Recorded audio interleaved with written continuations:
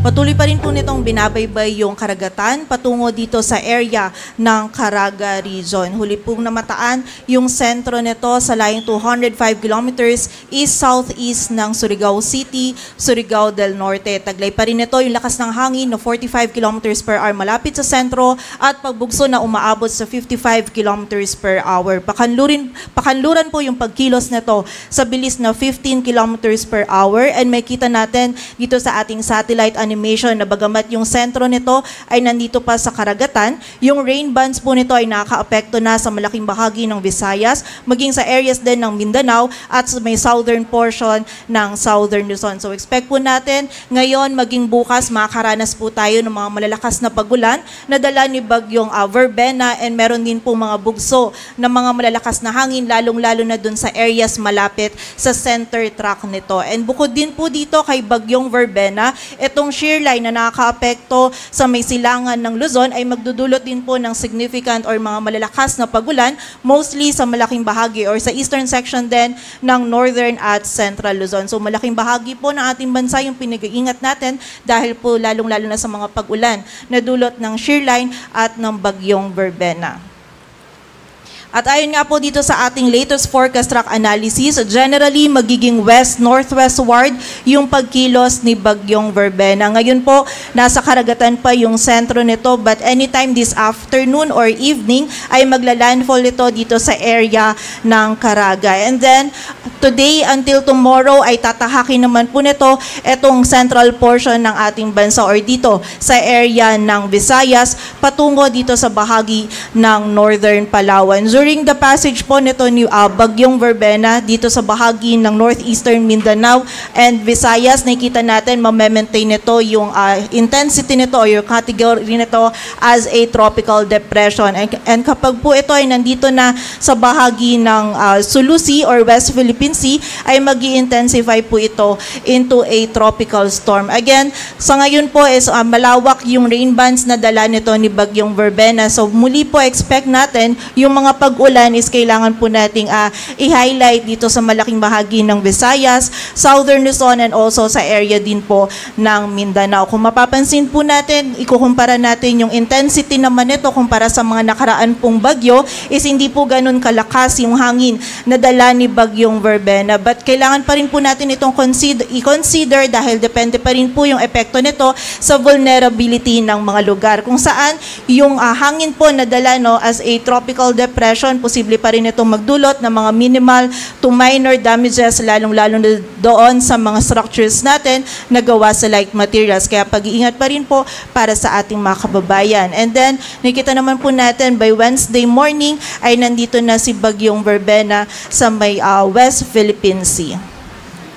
So kaugnay po ng hangin na dala nito, meron tayong nakataas na wind signal number 1 sa Occidental Mindoro, Oriental Mindoro, Romblon, northern portion ng Palawan kasama na yung Cuyo, Calamian at Cagayancillo Islands, sa mainland Masbate, maging sa Antique, Aklan, Capiz, Iloilo, Guimaras, Negros Occidental, Negros Oriental, Siquijor, Cebu, Bohol, Samar, Eastern Samar, Biliran, Leyte, Southern Leyte, maging sa Dinagat Island, Surigao del Norte, northern portion ng Surigao del Sur, Agusan del Norte, northern portion ng Agusan del Sur at sa eastern portion ng Misamis Oriental. During the passage po nito ni bagyong Verbena, most likely yung highest possible wind signal na ikita natin is wind signal number 1 for the area of Visayas and Mindanao. But posible po kapag nag-intensify pa ito into a tropical storm, ay mag-raise po tayo ng wind signal number 2 dito sa may northern Palawan area sa mga susunod po na issuance natin kapag natuloy or nag-intensify pa ito. And bukod po dito, makakaranas din ng mga bugso ng mga malalakas na hangin, yung bahagi po ng Luzon, Visayas, Surigao del Sur, Misamis Oriental, Misamis Occidental, at Zamboanga del Norte. And magpapatuloy po yung bugso ng mga malalakas na hangin nito hanggang bukas and by Wednesday. So bukod po dun sa mga areas natin under wind signals, due to amihan yung areas din po ng Luzon, makakaranas din po sila ng mga bugso ng mga malalakas na hangin.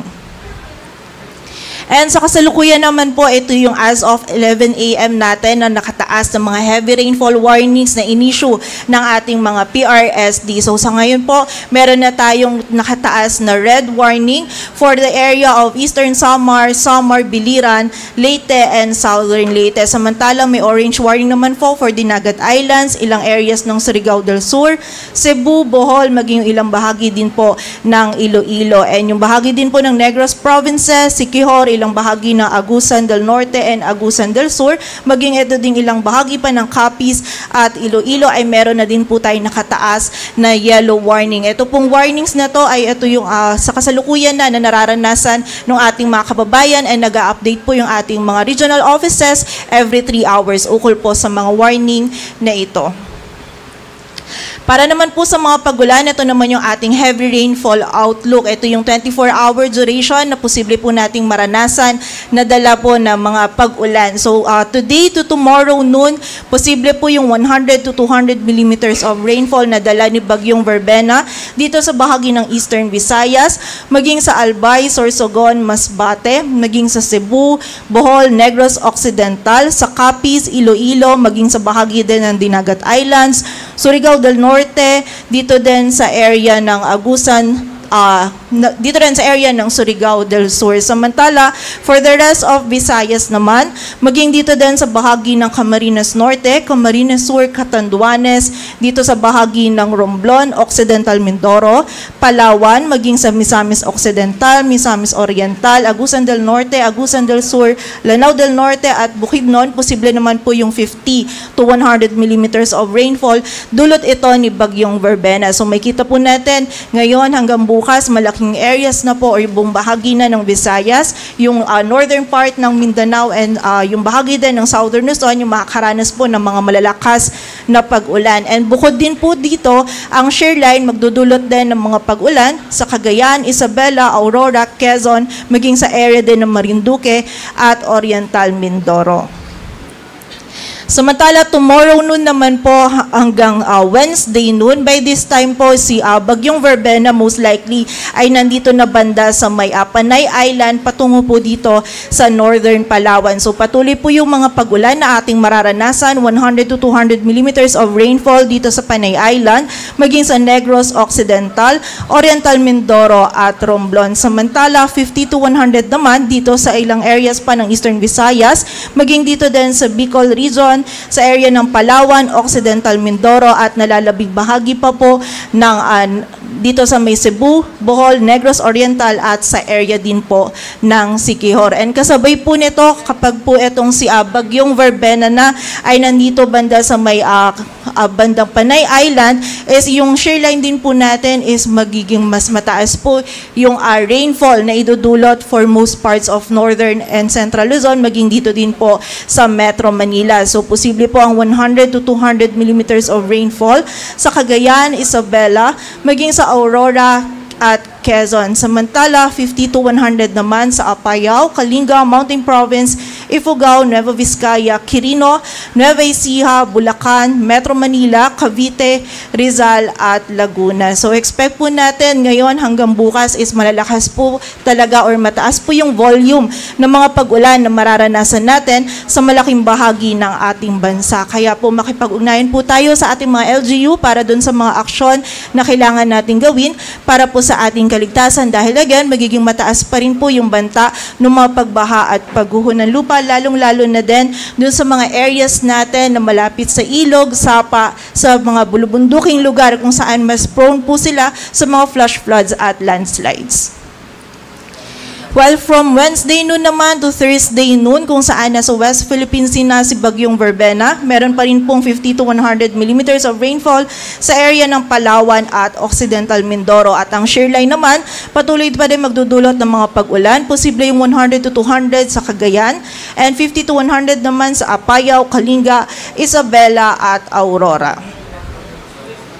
At sa kasalukuyan po, ang gale warning natin ay nakataas sa area ng Batanes. Ito po ay dulot ng amihan at magiging katamtaman hanggang sa maalo naman po yung lagay ng ating karagatan for the rest of the country.